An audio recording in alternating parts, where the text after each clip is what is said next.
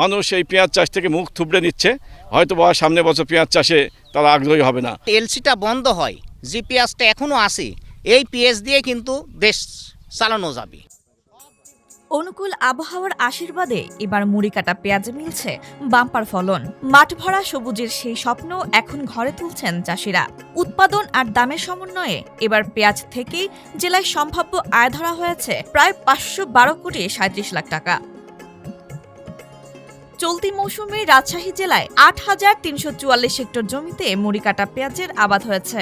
জেলা কৃষি বিভাগের হিসাব অনুযায়ী এসব জমি থেকে প্রায় 1,48,106 মেট্রিক টন পেঁয়াজ উৎপাদনের আশা করা হচ্ছে।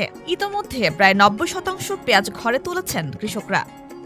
শুরুটা পেঁয়াজের দামটা বেশ ভালোই ছিল, কৃষকটা কিছুটা লাভের সম্মুখীন ছিল, কিন্তু হুট করে বাজারে বিদেশি পেঁয়াজের এলসি আমদানি করার কারণে মাঝখানে কৃষকেরা লোকসানের মুখে পড়ছে।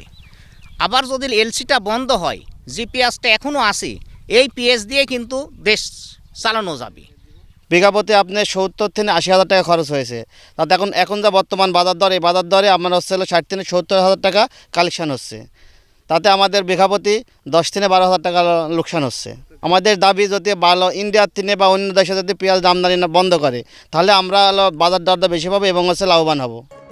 বাজারও রয়েছে অনুকূলে। ভালো দামে পেঁয়াজ বিক্রি করতে পারায় খুশি চাষিরা। গড়ে প্রতি কেজি পেঁয়াজ 35 টাকা দরে বিক্রি হলে মোট বাজার মূল্য দাঁড়ায় প্রায় 518,37,00,000 টাকা। তবে মাঠ পর্যায়ের হিসেবে চাষিদের সম্ভাব্য আয় ধরা হয়েছে 512,37,00,000 টাকা। যখন আমাদের ফসলগুলো ওঠার সময় হয়, সরকার যেন এলসিটা বন্ধ রাখে, তাহলে আমরা কৃষকেরা লাভবান হতে পারবো। প্রতি বছরই যখন আমাদের ফসল তোলার সময় হয়, তখনই গভর্নমেন্ট এলসি খুলে দেয়। সেই কারণে আমাদের পেঁয়াজের দামটা পড়ে যায় এবং আমরা পেঁয়াজের প্রকৃত যে দাম সেটা পাই না। চাষিরা বলছেন আবহাওয়া অনুকূলে থাকায় লাভের মুখ দেখবেন তারা। তবে বিদেশ থেকে পেঁয়াজ আমদানি করা হলে স্থানীয় কৃষকরা ক্ষতির মুখে পড়বেন। এখানে হাজার হাজার বিঘা জমিতে পেঁয়াজের চাষ হয়।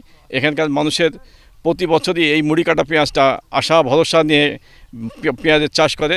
কিন্তু পরিতাপের বিষয় আমরা লক্ষ্য করি যে প্রতি বছরই দেখা যায় যে নভেম্বর এবং ডিসেম্বর মাসের দিকে বিদেশ থেকে গভর্নমেন্ট পেঁয়াজ আমদানি করে। এই পেঁয়াজটা যদি বিদেশ থেকে আনলে আমাদের ডলারটা চলে যাচ্ছে, কিছু স্বার্থমতী মহলের জন্য এই কাজটা করছে এবং কৃষককে প্রতি বছর ক্ষতিগ্রস্ত করছে।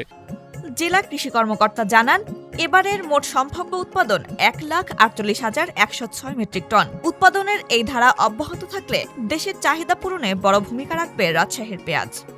রাজশাহী জেলাতে এবছরে আমাদের প্রায় 8,344 হেক্টর জমিতে মুড়ি কাটা পেঁয়াজের আবাদ করা হয়েছে এবং এখন পর্যন্ত আমরা ফলন পেয়েছি বিঘা প্রতি গড়ে হেক্টর প্রতি গড়ে 17.75 টন পার হেক্টর।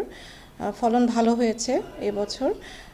এই হিসেবে আমাদের এবছর প্রায় 1,48,000 মেট্রিক টন কন্দ পেঁয়াজ আমাদের রাজশাহী জেলাতে উৎপাদিত হয়েছে, যার আর্থিক মূল্য প্রায় 518 কোটি টাকার মতো।